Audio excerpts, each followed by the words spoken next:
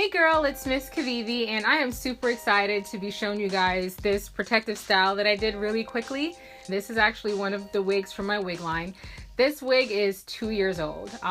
My wigs, they're very good quality. They last a really long time, as long as you take care of it. I hadn't worn this in at least a year, I'd say, because I have so many different wigs that I have in rotation.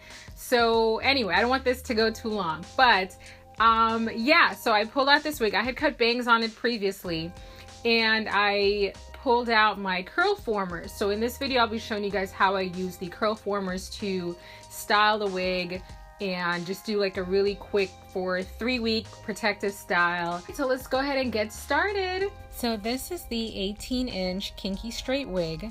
And before I co-wash the wig, I actually prefer to not comb it. It's just like it is with your natural hair.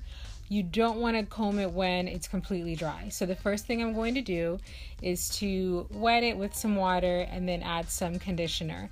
And I will put a link to all the products that I'm using in the description box below.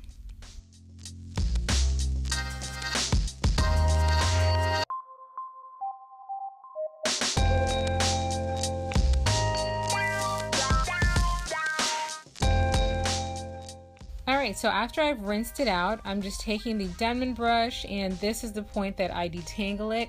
And I'll show you in a minute exactly how much hair was lost and shedded during this process. It's very, very minimal, like virtually no shedding at all.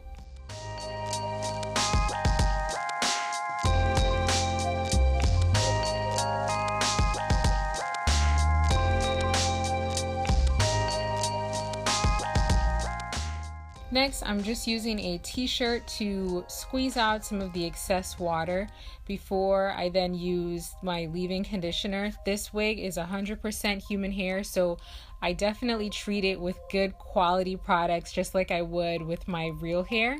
And again, I'll put links to all the products that I'm using in the description box.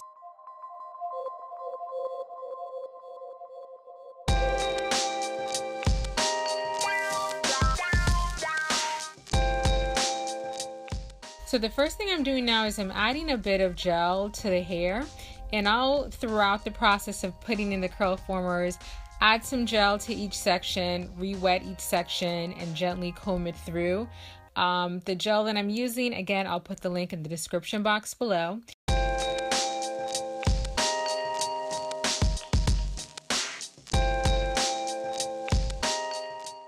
Now, Curlformers comes in two different shapes, I guess you could say, where they face different directions, which you can tell by the different colors.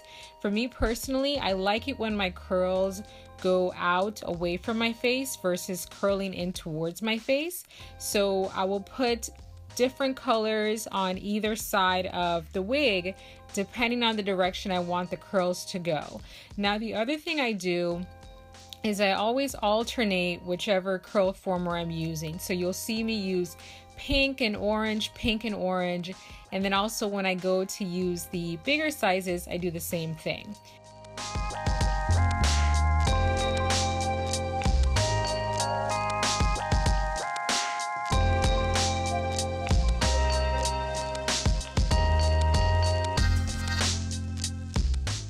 With the Curlformers, if they are too short for the length of the hair, it's a super easy fix, which I actually like to do anyway. Which what I'll do is I will put the Curlformer in, and then once I get to the end, you just uncurl the Curlformer and gently slide it down until the ends are completely within the Curlformer, and you don't have to worry about having straight ends sticking out. This is something I like to do regardless of the length of the Curlformer, because I don't want the curls to start at the absolute root of my head and have too much body at the root. If you like a lot of body at the root, go for it. Me personally, I like it to be a little bit more flat at the root and then have the curls start at the bottom. So now you can see I've switched to using the bigger Curlformers, which it's longer and it also has a wider curl. So the style is going to have two different curl patterns. I personally like that. If you don't like that, then you can just use one size throughout, and again, alternating the colors. So one of the benefits of alternating the colors is it gives you more body with the curls themselves. If you have all the curls facing in one direction, they'll have a tendency to just kind of curl together. But if you have them alternating where one is curling in and the other one is curling out, then they'll kind of sit next to each other and just give you a lot more body and volume.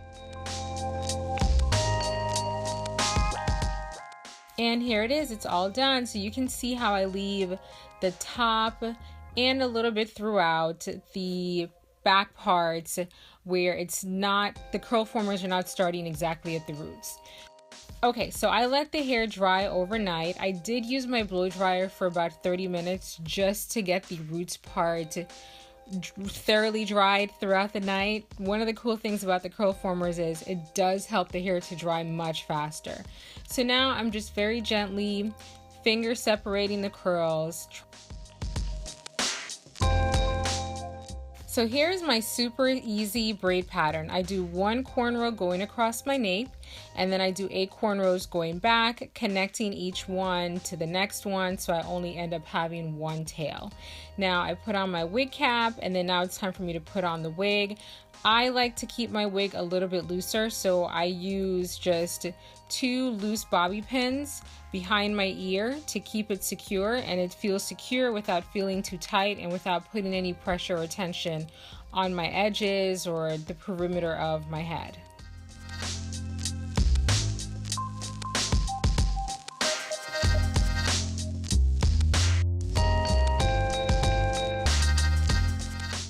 And once again, I'm just very gently finger separating the curls. I wanted to do the front part on my head as opposed to being on the wig stand, just so I could see exactly where the curls were going to form and make sure that it framed my face the way I wanted it to.